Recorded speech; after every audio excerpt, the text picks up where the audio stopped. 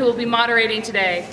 Special thanks to our organizers. Congregation Kol Ami, we have a very small staff, and we are blessed to have wonderful volunteers who make so many things happen. I want to thank Betty Yanowitz and Frida Schweitzer for organizing our Spotlight on Community. And I also would like to thank the Interfaith Roundtable, which Betty's been involved with for many years, for letting so many of you know about today so that you could be here with us. Congregation Kol Ami, we've been here for about 40 years. We're the combination of two congregations that used to be downtown, and we are both Reform and Conservative, and then we rent space to the Reconstructionist Chavurah of Salt Lake. So we are truly the big tent of Judaism here in Utah. So again, thank you for being here, and without further ado, I'd like to introduce Betty. Thank you. Thank you. I'm not going to repeat what Liz said, but we really are happy to see so many of you here for this really special opportunity. This is the last in our series for this year. We call this series Spotlight on the Community because we like to highlight our own members, and you'll hear we have just fabulous stories. If any of you have ideas for next year, if you could let Frida or me know what you're thinking about, we really would like your input. For next year, we're thinking of combining this with a Sunday morning film series so we can alternate programs for those of us who have a little hard time getting out at night, as well as we used to. Karen, you wanted to mention something quickly? Oh. I have some flyers about a Jewish Family Service lecture on Wednesday evening. It's about device addiction. So all of you who check your phones every 5 minutes, who might be interested, and I'll, where should I put these, Betty? Anyway, if you'd like a flyer, raise your hand and I'll bring you one. Okay, I'll put it on the food. And for the, we'll put it on the food table. And a lot of thanks too goes to Deborah Winkler, who donated a lot of the food for today. And Leslie, you wanted to mention? Like I said, this is not only Spotlight on Judaism, of which I'm proud of, but also Interfaith Month. We have a lot of activities going on, a lot of diverse cultures being highlighted, and at the very end, I'd like to encourage everybody to think about the tribute concert, which is a musical collage of all the different cultures and faiths. It's at the Tabernacle on the last Sunday of the month, and it does require tickets, but I've got some with me today if anybody really wants to go. It's kid-friendly, and we really encourage everybody to think about it. It's a homage not only to the Olympics, but all of our different cultures and faiths and traditions. And it's free. We all love free, yes. All right. Okay, before I turn it over to Jay, I'm going to leave the schedule for Interfaith Month on this table here, and you'll see there are lots of interesting events going on in the Valley. Thank you.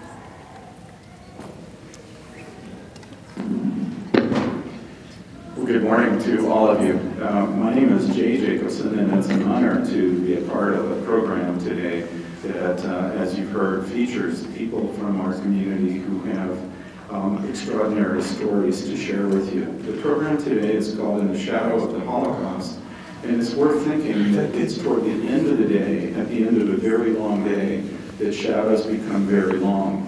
It is the case now that we're, depending upon how you count, either 68 or 69 years after what some people would call the end of the Holocaust. And this idea of the shadow, I think, is especially apt for what we're doing today, because at the end of a very long day, not only do the shadows grow long, but eventually it grows dark, and people can forget. And I think that much of the theme of today is actually about memory and recall and lessons from quite a horrible experience. I'd like to let you know the format for this morning. I'm going to try to set the stage a little bit in terms of shared information.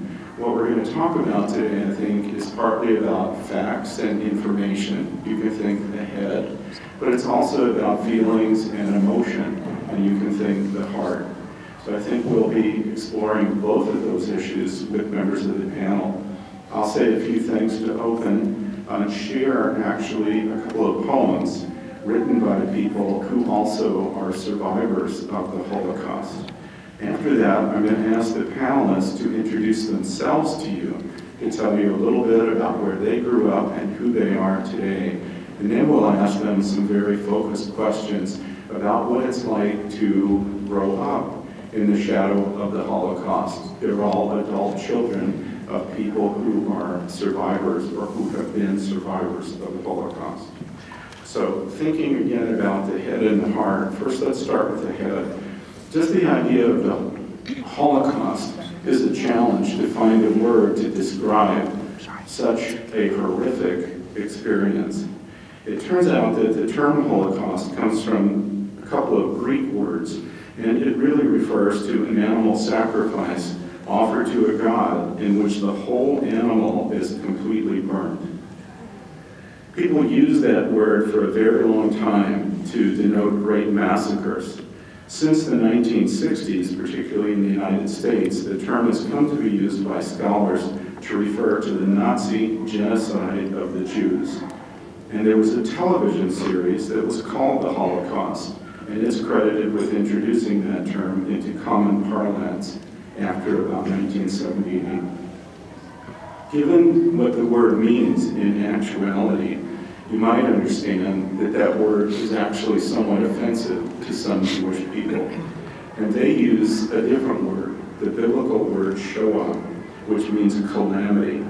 And it's become the standard Hebrew term for the Holocaust and was used for that as early as the 1940s, especially in Europe and in Israel.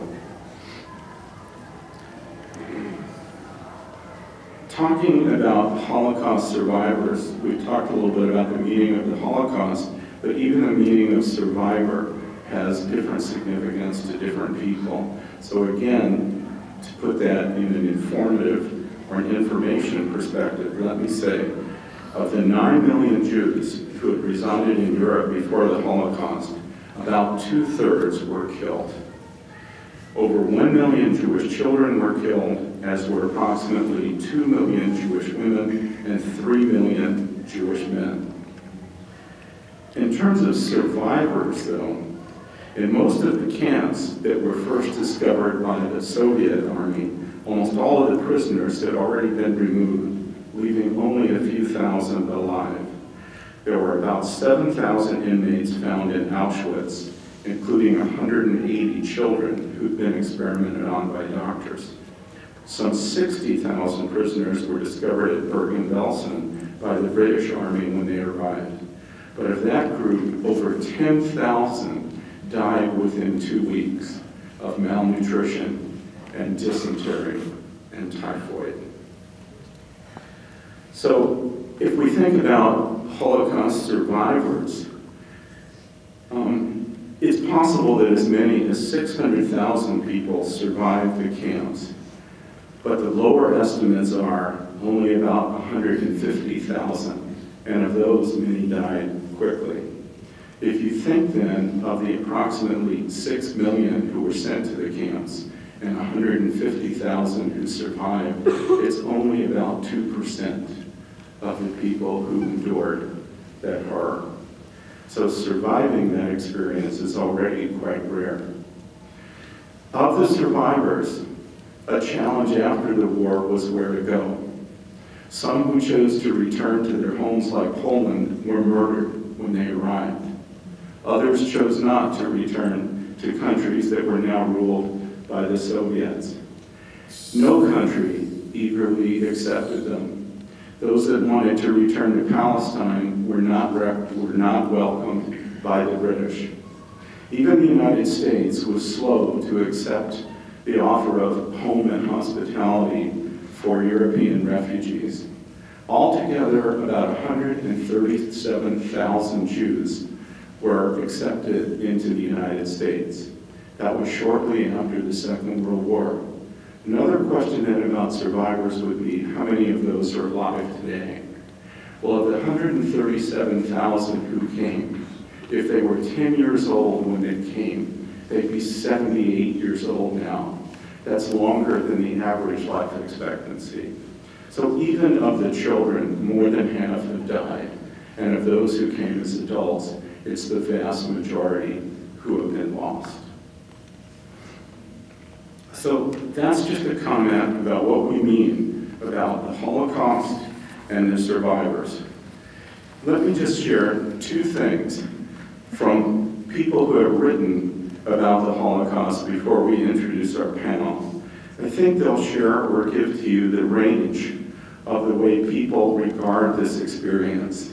In some cases with anger, bitterness, grief, and in some cases, especially in terms of survivorship, around the miraculous nature of living through an experience like that. The first poem is by Primo Levi. Some of you know he was a Jewish Italian poet and writer, born in 1919. And before the Second World War, he was an industrial chemist. In 1943, he was arrested and deported to Auschwitz, where he survived because of his usefulness to the Nazis as a chemist. This is his poem. You who live secure in your warm houses, who return at evening to find hot food and friendly faces, consider whether this is a man who labors in the mud, who knows no peace, who fights for a crust of bread, who dies at a yes or no. Consider what it is as a woman without hair or name, with no more strength to remember, eyes empty and womb cold as a frog in winter. Consider that this has been. I commend these words to you. Engrave them on your hearts when you are in your house, when you walk on your way, when you go to bed, when you rise. Repeat them to your children, or may your house crumble, disease render you powerless, your offspring avert their faces from you. Primo Levi, who some say was haunted by the memory of the Holocaust, committed suicide in 1987.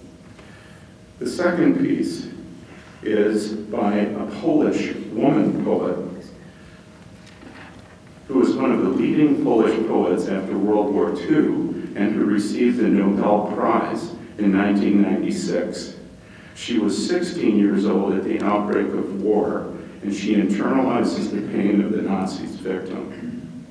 The last two lines of the poem express her empathy. It could have happened. It had to happen. It happened earlier, later, nearer, farther off. It happened, but not to you. You were saved because you were the first. You were saved because you were the last. Alone, with others, on the right, the left. Because it was raining, because of the shade, because the day was sunny. You were in luck, there was a forest. You were in luck, there were no trees. You were in luck, a rake, a hook, a beam, a break, a jam, a turn, a quarter inch, an instant. So you're here, still dizzy from another dodge, close shave, reprieve. One hole in the net, and you slip through. I couldn't be more shocked or speechless. Listen how your heart pounds inside of me. So I think we've learned a little bit about the facts of the Holocaust, and I think I've shared with you the range of emotion that some have left us. People who have survived the Holocaust have left us a huge legacy of poetry, music, writing, novels, and to their children, they've told personal stories. We're very privileged today to have on our panel 5 people from our community who grew up in the shadow of the Holocaust. I'd like them now to say a word or two to you about who they are, perhaps where they grew up, what they're doing today, and then when that's done, we'll begin to ask them some questions about how the experience of the Holocaust affected their parents and affected them.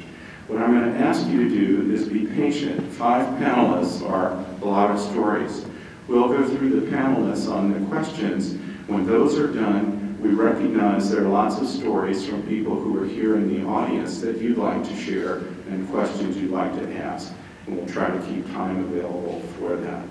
Why don't we begin on my left and ask Dion to introduce herself. My name is Dion Hartz-Warsaw. I was born and raised in Philadelphia, Pennsylvania. My mother is a child survivor, and I just want to correct Jay. In addition to the camp survivors, there were a certain number of survivors that experienced Holocaust experiences even though they were not in a camp. And my mother is one of those people, as well as her parents, who also survived the war. So that will come into play as I answer some of the questions later. I am a financial professional, and I've lived in Utah for 20 years with my husband, and we have 2 children who are grown and living in the Boston area.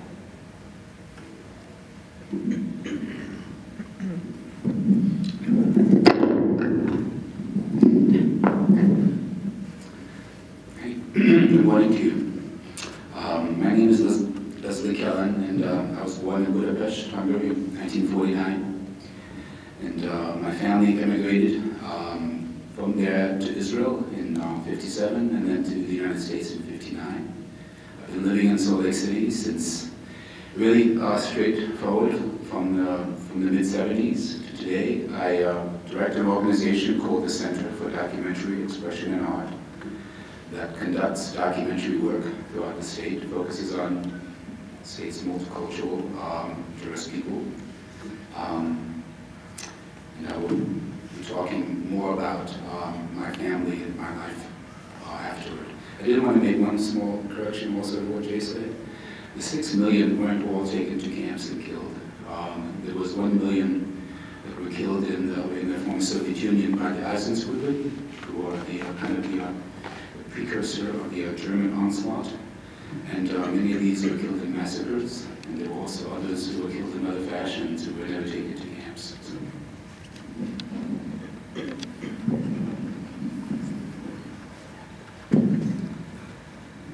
My name is Ira Field. I was born in Brooklyn, New York. I came to Utah in 1976. I'm the president and CEO of a specialty construction company. And I'll talk about whatever the questions are when we get to them. Judy? Hi, I'm Judy Dahlquist. I'm Judy Dahlquist. I'm originally from California, and I've been here over 20 years. My parents were both born in Germany and escaped right before the war. My mom went to Scotland, my dad went to Shanghai, and then they met each other in California, and I too will answer all the questions.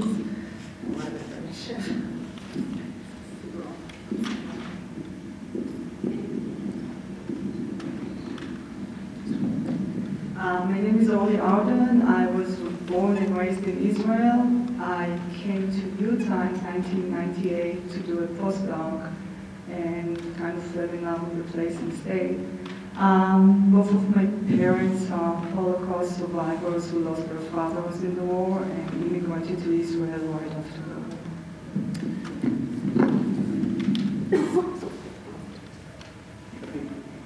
If you're a little bit further back from the microphone. As I said, first of all, let me thank the panelists for introducing themselves to you. And with the microphone now in front of Orly, let me ask Orly to begin the question that I'll ask the panelists, which is to please tell us a little bit about the experience that your parent or parents had in the Holocaust. Can you hear me? Raise that up and step back a little bit. So my parents came from 2 different parts of Europe. My mom was born in Poland, in a small town called Volgom. She was born in 1937, shortly before the war started. Soon after 1939, the Germans invaded Poland, and the family started pretty much moving from place to place. hiding, buying their places of rescue pretty much with the aid of different people. They had one family that let them stay their place for 2 years, which was pretty much the longest time they stayed in one place. And that family was then, we managed to get family recognition of righteous among the nations because they were not Jewish. They risked their life to protect the family, and that's how my grandmother and her 2 kids, my mom and my uncle, survived. My grandfather was taken away in 1941 with other Jewish men, and he was never heard of again. They know where he was taken, and there were witnesses that said that he was not, he did not remain alive after a certain date. My grandmother met a man after the war in Bergen-Belsen. He was an Auschwitz survivor. He actually survived the camp, but did lose his family there. I was named after the daughter that, one of his daughters that was killed. And after a few years in Bergen-Belsen, the family moved to Israel, to Anana.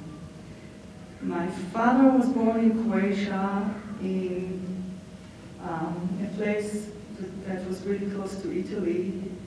His father was a rabbi, and he was the rabbi of a small town on the border between Croatia and Italy, and he helped Jews escape into Italy once Yugoslavia or Croatia was under the Ustasha, under the German influence, the German rule. He was arrested by the Italians at some point in 1943 and taken to a concentration camp in Italy called Framonti, and he was eventually been taken to a mental hospital and died there. I am in touch with people from the Primo Levi Center in New York who are doing some research about what happened to him, because he was part of a group of rabbis who was detained as mental clients in that hospital, and they all died there with no apparent mental issues.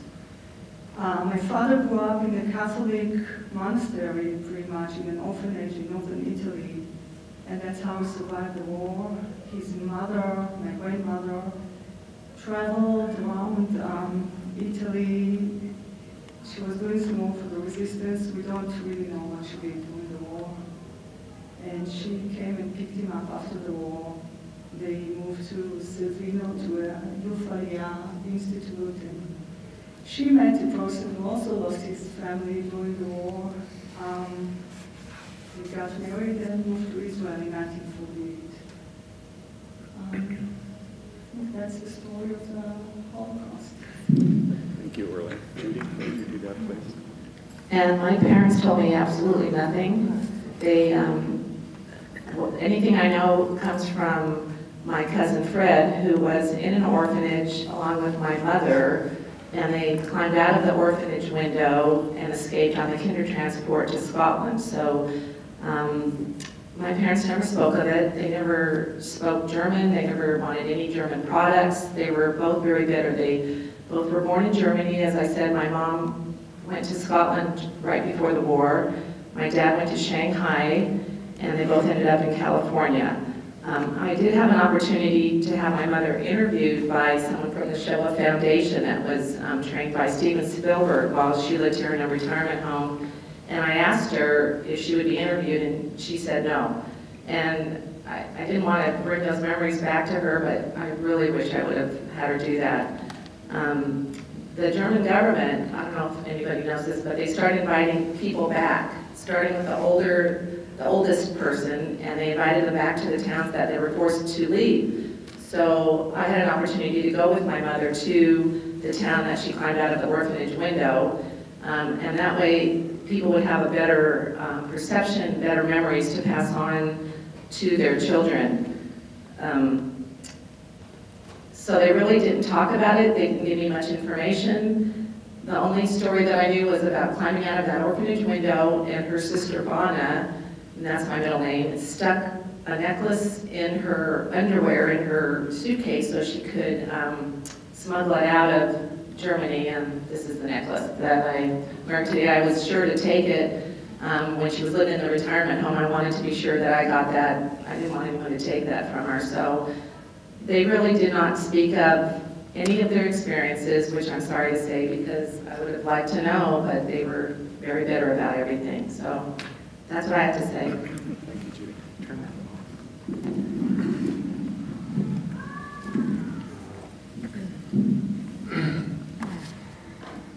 on.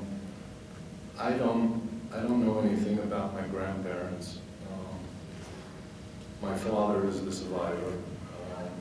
He was born in Lodz, Poland, and his parents, his mother was from Russia, his father was from Germany, and they were very poor, barely surviving, even before the war apparently, and they moved to Palestine in somewhere in the late 20s or early 30s, and unfortunately they couldn't make a living there, and they went back to Lodz. My father was born on September 1st, and September 1st, 39 is when Hitler went into Poland. What a great 21st birthday gift. They lived in the ghetto in Lodz, and there was about 280,000 people there, about 250,000 Jews, and the others were brought in, gypsies, other people. And that's where they lived. So luckily, they knew the area and the surroundings. My father was deaf, and I guess it's sort of an irony that he was born hearing, became deaf when he was, we don't know exactly, somewhere between 7 and 11. But the irony is that it's pretty clear that because of his deafness, him being so focused, and his father telling him to survive, that he was an asset to the Germans. And so through the war, they established the ghetto pretty early. And so from 39 or the beginning of 40, I think it was 39 still, it was established pretty quickly, the ghetto in Lodz. My father worked for the Germans, and there are these pictures that depict this ghetto of these bridges that they built to come in and out. And he would march up and over the bridge and to a factory and sojourn German uniforms, and that's how he survived. He was obviously incredibly skilled, or else they wouldn't have kept him alive. And the only thing I know is that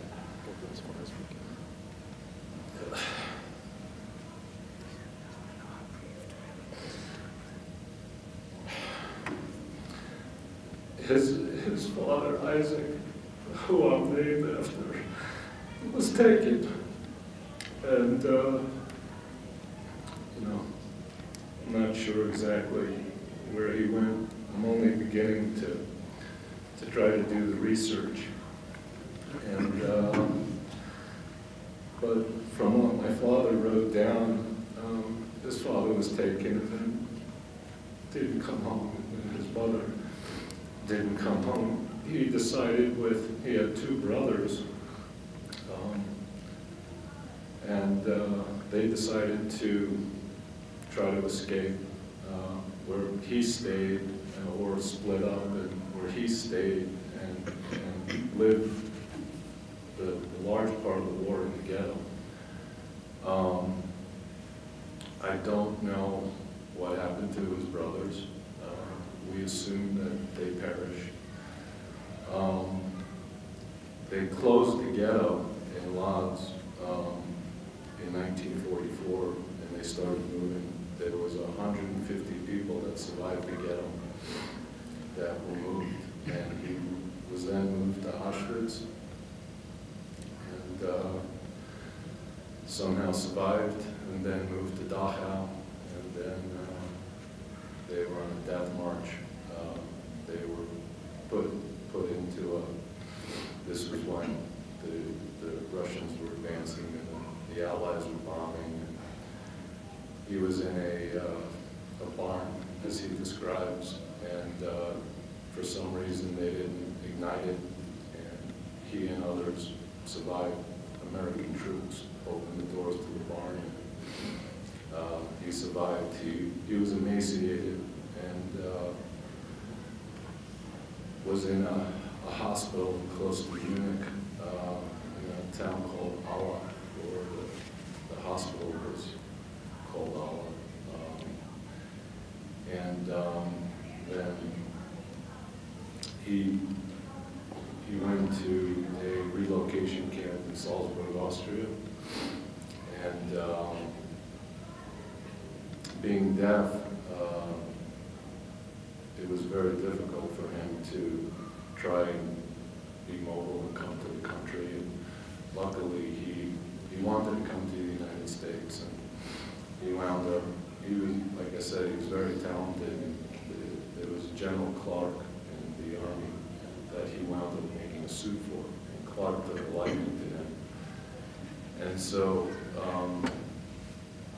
he arranged for my father to be brought on a naval ship into the country. And he didn't go through Ellis Island. The ship happened to dock at Battery Park in New York.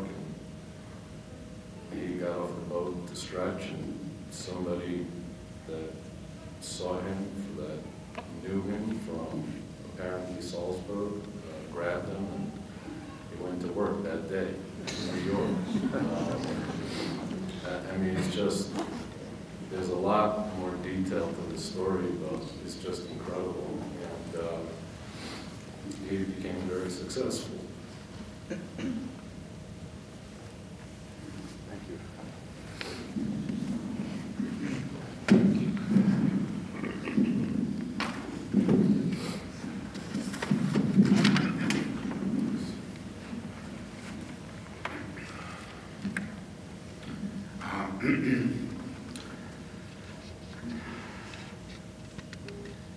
You can see these stories are not so simple to go into.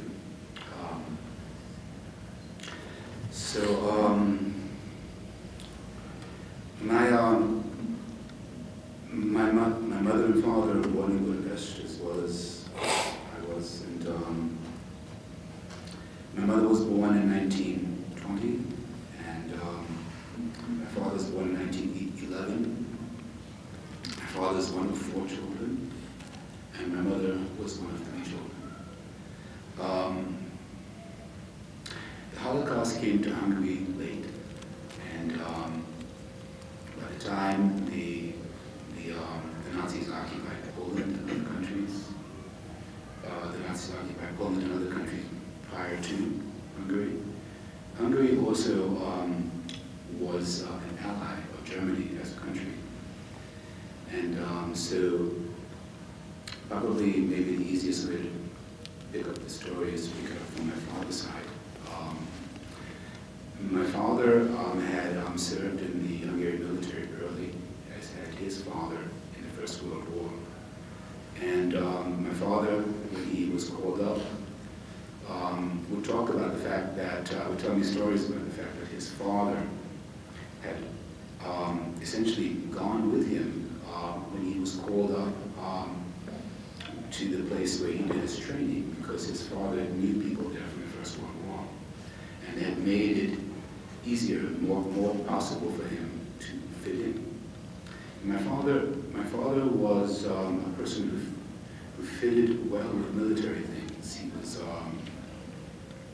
was quick thinking. He liked discipline.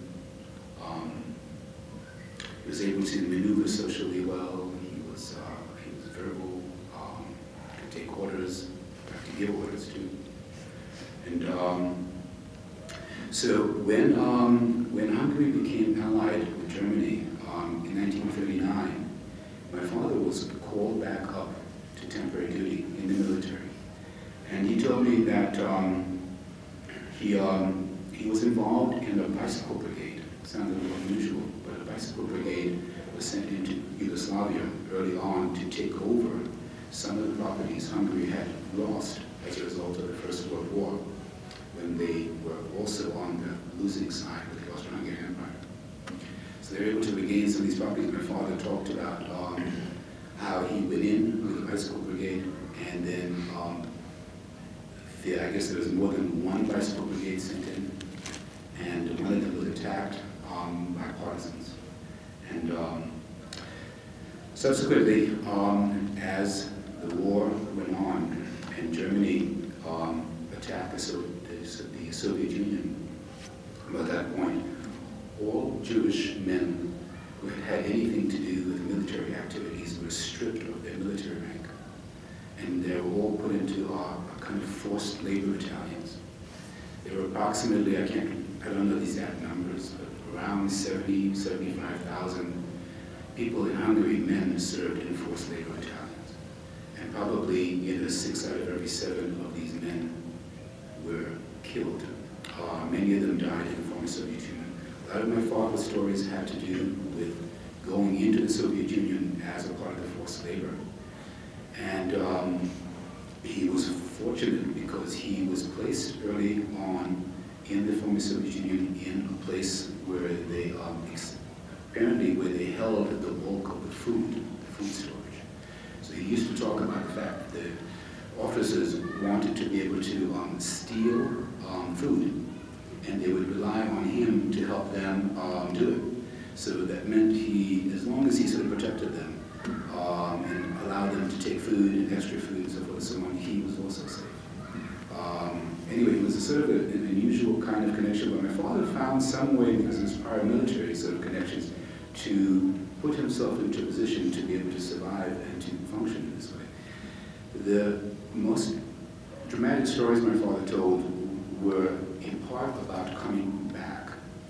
When the when the German, Hungarian, Italian front in the Soviet Union collapsed, my father said the retreat was atrocious. It was pell-mell, it was chaotic, and the lives of Hungarian forced laborers, he says, were worth nothing. And so at that point, my father put on a Hungarian uniform. You have to remember now he was a Jew. So he had served in the military. He put on a uniform and he rounded up forced laborers himself who knew he was a Jew. And he brought them back to Hungary. There were a number of occasions where they had confrontations with military. And again, the lives of these men, my father would emphasize, were worth nothing. So if he had not been able to, if he had not taken them back, and if he had not masqueraded himself as a soldier, these men would not have survived, and he would not have survived. When I was young, and he would tell me these stories, I was filled with awe, and I could hardly believe them. My mother's story is somewhat different. Well, my father was in forced labor before they were married. She was living in Budapest, and slowly the German decrees came. The Hungarian fascist decrees came, actually, I should say, before the Germans occupied Hungary in 1944. Anyway, they came to strip Hungarian Jews of their rights. And my mother wound up in some time, probably in 43 or so,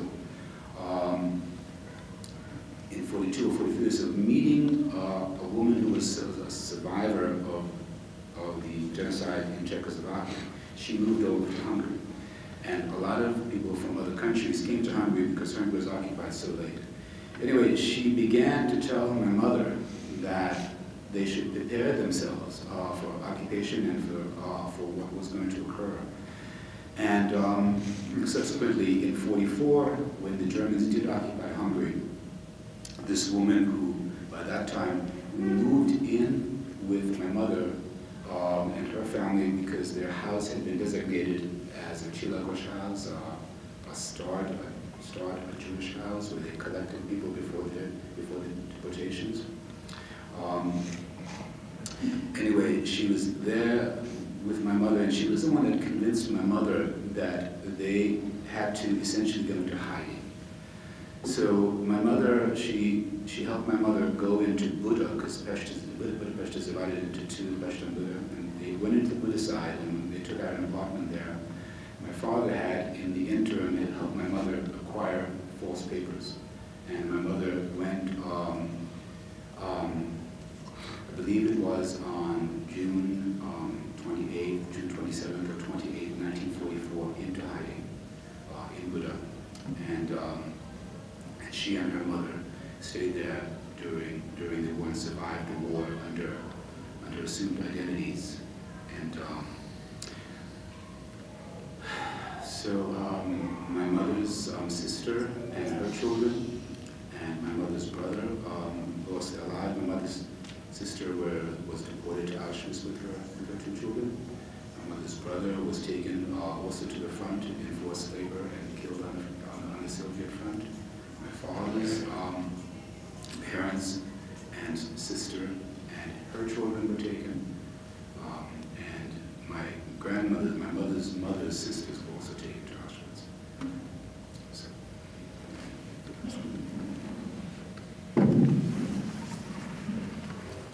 I'm going to start the story really with my grandparents because my mother was born in 1937. My grandparents were German. They both had lived, their families had been in Germany for many, many centuries. My grandmother's family traced their lineage in Germany back to 1492. They were married before the war, and as things started getting bad in 1936, my grandparents emigrated to Palestine with some of their cousins, and my mother was actually born in Haifa in 1937. And my grandfather was a truck driver between Tel Aviv and Jerusalem, which, if anybody has any history of that part of the world, was a really horrible job. And my grandmother just couldn't take it anymore. And they decided in '38 to move to France, where her brother was living, because they felt that would be safer. Obviously, that was not the case. And then in 1941 or 1942, they had moved from Paris down to Toulouse, where my mother was going to school as a little girl, already with a false name. And they caught the last train out of Toulouse after one of the largest roundups there in 1942.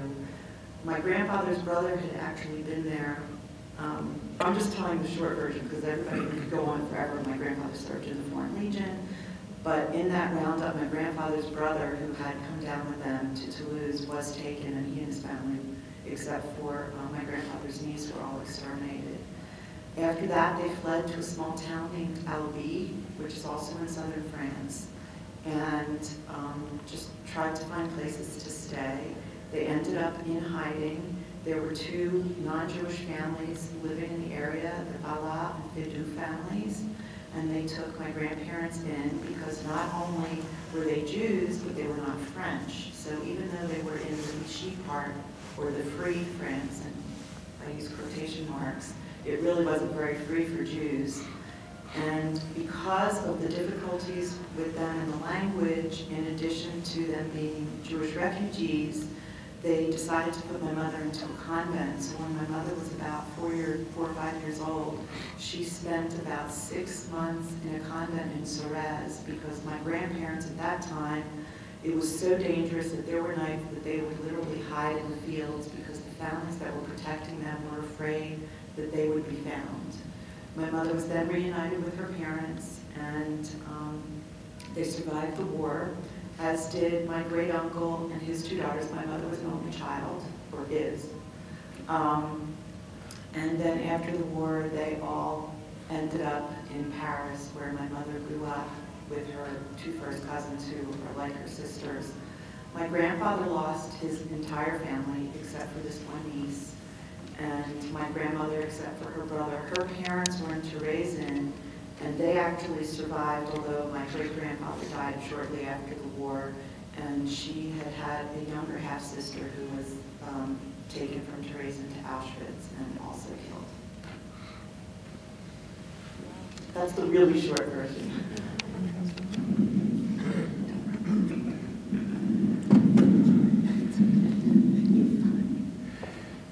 I appreciate Dion sharing the short version. What you can appreciate is how layered and textured these stories are.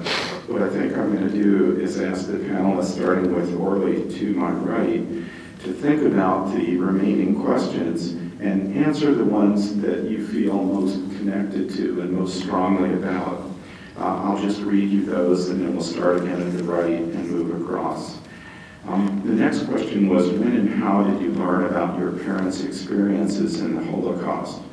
How did that information affect you when you learned it, and how has it affected you since? And did it change the way that you viewed your parent? Another question would be, how do you think the Holocaust experience shaped your parents' life and the relationships within your family? And do you think that it affected the way that you were raised, and how was that? If you'd like to comment on how your parents' experiences have influenced your Judaism or religious beliefs, you can do that. And at the end, as we cycle through our panelists, I think I will ask them to talk to us and comment about how we as a Jewish community will continue to educate our youth and others about the history of the Holocaust. So with that, Orly, can you pick and choose from those and respond? Wow, it's very loaded. It's group therapy. So, where do I start? So I didn't know anything about my parents' history. Like most Israelis, you go to school and about half of the kids sitting next to you are kids of Holocaust survivors. My best friend was one of the daughter of one of the Mengele twins.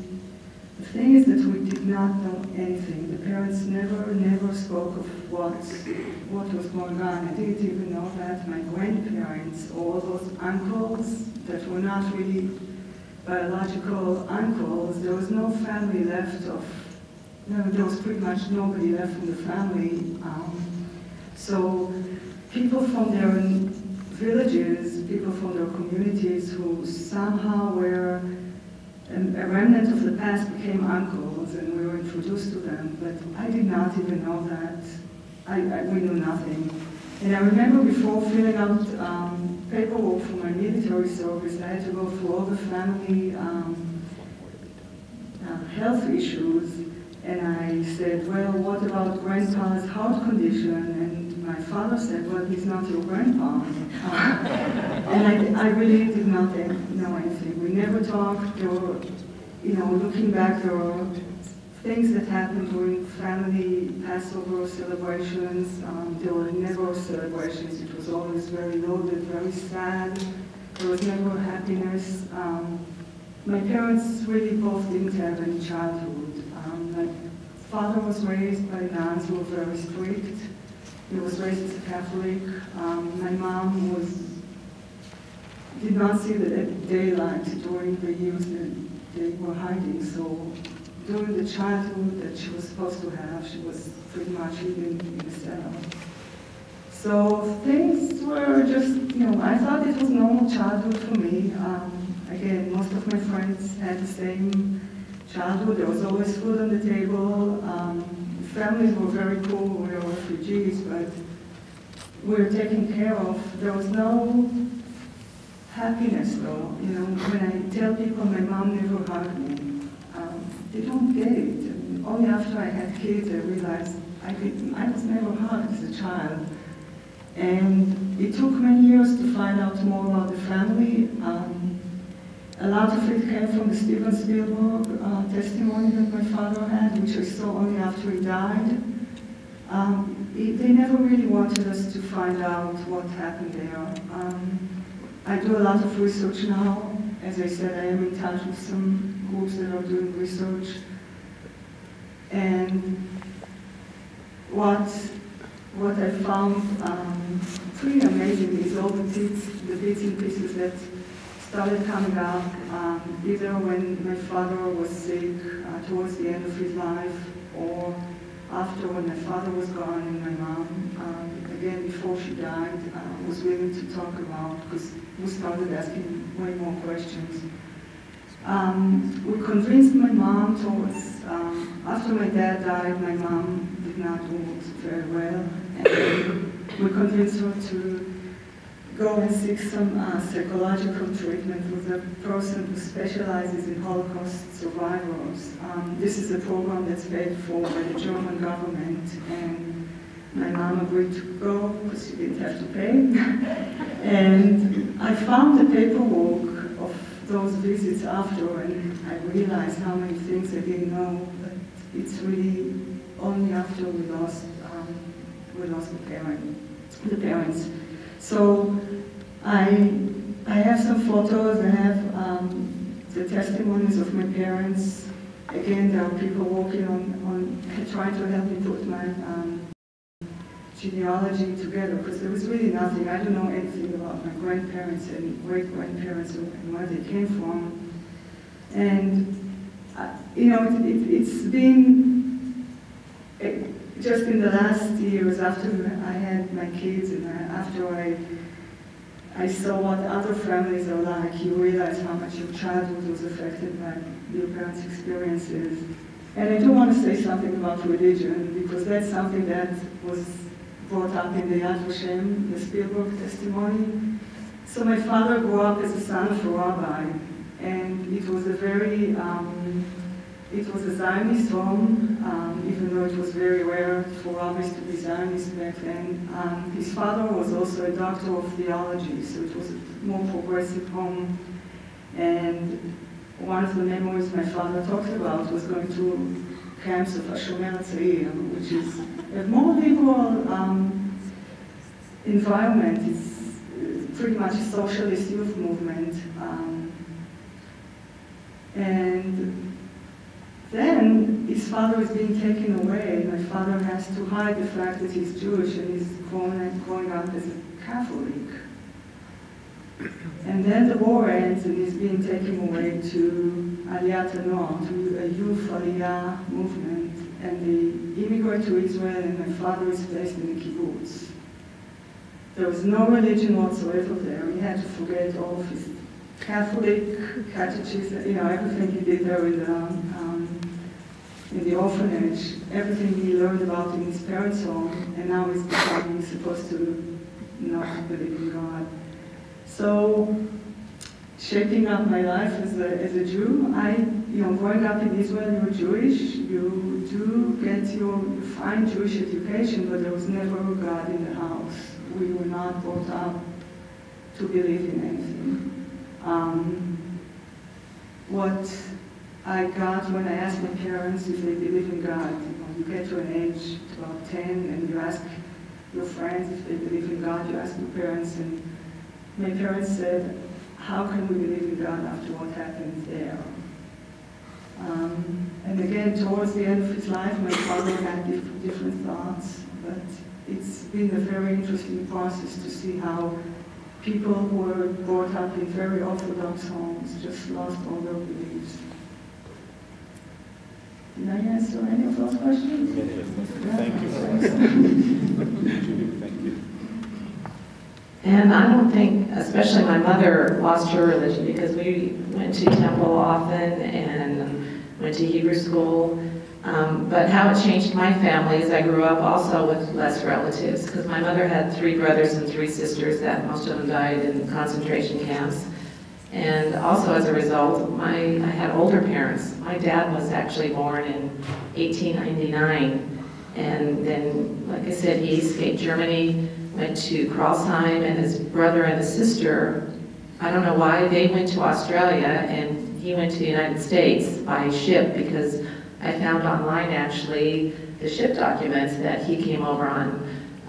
My mother came over by plane because her sister had already come to the United States, so somehow she was able to come to the United States. But it changed my family because we had many less relatives, and they were bitter about the whole German experience. They didn't speak of it, so as a result, unfortunately, I did not get much information.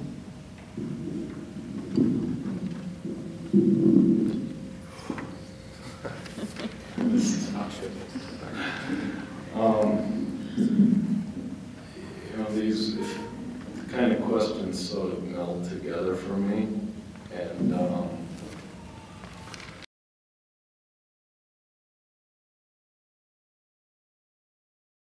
who really have shed in the shadow of the Holocaust a spotlight on our community and begun the task of continuing this lesson.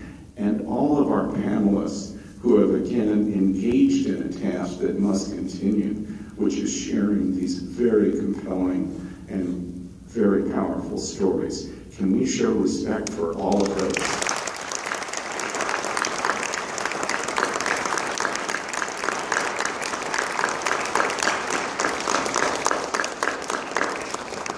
I also want to thank and acknowledge Matt, our administrator, who took the initiative of making a video of this panel today, which in part addresses Leslie's concern and those of other panelists that an event like this and these particular stories can be shared with others.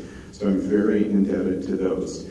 I'm going to close with two short poems that again are about the head and the heart. One is about the head in the sense of memory, and the second one is about emotion. The first one was written by Ida Keller Ben Chaim, a survivor of the Holocaust. I want to remember my past, to see before my eyes the image of my parents, the house I grew up in, the shtetl where my family lived for generations. I don't want to remember my past. I'm afraid of what my memory might bring forth. I wonder if I can go on living, remembering what I wanted to forget. And then from the heart, behind my cheerfulness breathes the grief. Behind the grief stands my amazement. Beyond cheerfulness and grief, and beyond all, what was, what is, and what will be. We actually have a few people in the audience who have their own stories of the Holocaust, and I wonder if we could give preference to them if they wish to comment or ask a question. I think of a single panelist. We don't really have time for them all to respond, but once they've spoken, we have time for 2 or 3 other questions.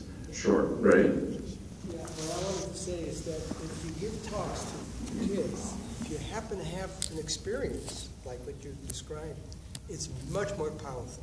The kids can respond to that, they can ask questions, you can, you know, but if you haven't experienced that, it's not as effective. So you guys should be the ones to really do this kind of a task. And you do it. Well, I have done it, so I'm doing it still. So. Thank you, Ray. Karen. I'm not sure what to say, but I just wanted to reiterate that there are, I suspect, a number of other members of the congregation who are also our children of survivors in one form or another. I know I'm one, I know Lucille's one, I know some other people who are not here, and while my mother didn't experience the degree of trauma that I know a lot of people did, you know, just growing up as a child during that period of history has a powerful impact on family identity and family history and kind of one's perspective on the world. Although I personally was lucky to not have grown up, to have grown up basically in a happy family where it did not seem to have such a shadow, but you know, for me there was actually some enrichment in knowing the cultural history that my family had come from. But it's quite a heritage. And I know Lucille's experience was very different. Any of the others of you that wanted to share a personal, direct perspective, and if not, if there are other comments or questions, we do have time for several of those. And if not, what I would say to you is, again, as Betty said at the beginning, if you would like to hear more about this, perhaps with a little different focus, please speak to Betty or Frida about that. There are more resources that we can bring to the table. And with that said, I wonder if you would, sorry? Yeah, can I Sure.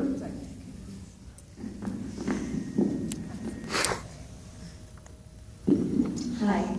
For those of you who don't know me, I'm Rabbi Imela Schwartzman, and I do want to thank everybody here today, both the speakers, the moderator, those who organized, and those who attended. What I can't get over is the tapestry that each specific voice brings, and the way that each of them weaves this story for us. And on Friday night, we had our 3rd and 4th grade Shabbat.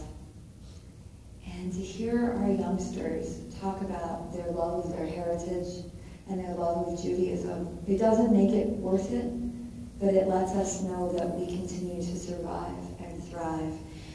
And as I talked to the 3rd and 4th graders about how valuable each of their voices were, I reminded them that they have the obligation to speak up when they see wrongdoings happening. And we have that opportunity on Thursday. We're going to the Capitol, but beyond that, there is a voice, and to a certain degree it is my grandparents also, who made it to Israel from Germany, and whose story I've heard and told over and over again. But the voice, the Hungarian Jew, Chana Senesh, stays with me very strongly. And so if you know the poem that I'm going to sing, I ask you to sing it with me. I'm not going to use amplification, because I think the single voice and the way that all of our single voices carry is such an important part of all of this.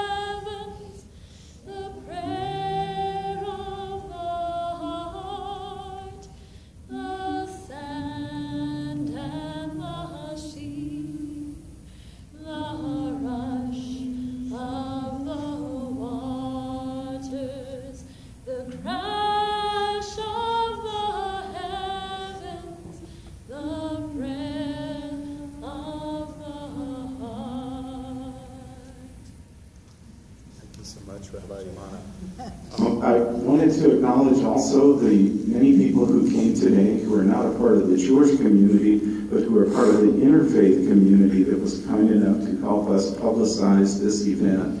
And in a sense, an acknowledgement of them and the social justice issues that Leslie raised and Dion did as well. I'll end with a poem that I think many of you will recognize, but you may not know much about its author, so I'll just tell you briefly. This, which may be the most famous poem, is First They Came for the Jews, but it was written by Martin Niemöller, who was a Lutheran pastor and a theologian who was born in Germany in 1892. At one time, he was a supporter of Hitler's policies, but he eventually came to oppose the Nazis and as a result was arrested and confined to Sachsenhausen and Dachau concentration camps from 1938 to 1945.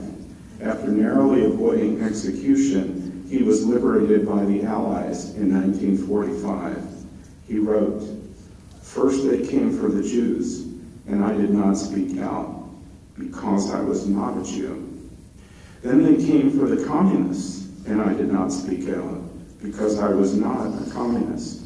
Then they came for the trade unionists, and I did not speak out, because I was not a trade unionist. Then they came for me, and there was no one left to speak out for me." Would you thank again the panelists, and as I said,